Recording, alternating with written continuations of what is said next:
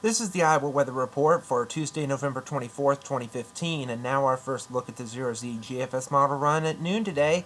I have one system lifting out across New England into the North Atlantic, another system diving into the West Coast, and in the middle we have some partial sunshine around here with a few clouds here and there. The snow will continue to melt as winds come out of the south and warm temperatures up into the upper 30s to low 40s in the heavily snowpacked areas, but some lower 50s possible in our southern and southwestern counties with little snow that fell there, if any, in that area.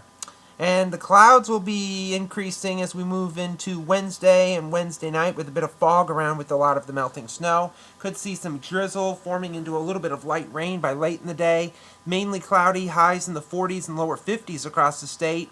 And then Thanksgiving Day looks rather wet. Maybe a little bit of wintry mix on the northern periphery of this precipitation. Doesn't look to amount to a whole lot at this time, but we'll keep watching for any slight changes. Highs in the 40s, upper 30s in the northern counties.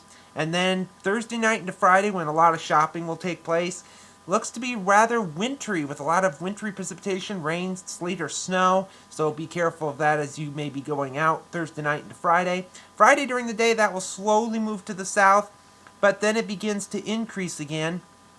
As we move into Saturday, our far southern counties could see a little bit of precipitation during the day. Otherwise, we should see a little bit of sunshine around with highs in the 30s to lower 40s. Then that system comes up here on Sunday with possibly a little bit of rain and or snow showers.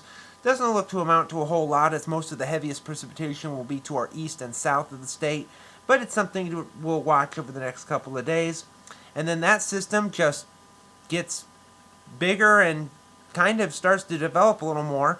Most of the precipitation still remaining to our east, but we can't rule out a rain or snow shower as we move into the early part of next week as well here on Monday. Readings still in the 30s to around 40. And you can see that system by next Tuesday beginning to lift out into the Great Lakes. It's still going to be close enough that we could still see a little bit of snow activity, maybe some snow showers or a few flurries, maybe a minor accumulation or so. But we'll have a better grasp on that as we move forward. Readings likely back into the 30s for highs with the cold air coming in behind the system, but not overly cold like we saw late last week after the snowstorm we had then. Going into the extended period on the 5th of December, big ridge developing over the west, upper level feature moving across the mid-south, another upper level feature moving into the Canadian Maritimes and out into the North Atlantic. That system that's moving across the mid-south could bring a little bit of flurry or snow shower activity around here. Doesn't look to amount to a whole lot at this point, but there's still a number of days between now and this point that things can change, so we'll keep watching it. But that warmer air from the west does begin to move in, and you can see a pretty zonal flow across the country. Bit of a split flow across the south, the subtropical jet and the polar jet to our north. And we're right in the middle, so our weather is going to be rather tranquil and fairly seasonal, maybe a few degrees above seasonal readings. Give or take a few degrees around 40 or so. Any precipitation remaining well to our north and well to our west and east across the country. So a lot of quiet weather possibly as we move into December. Satellite image from last evening showed a lot of quiet weather as well.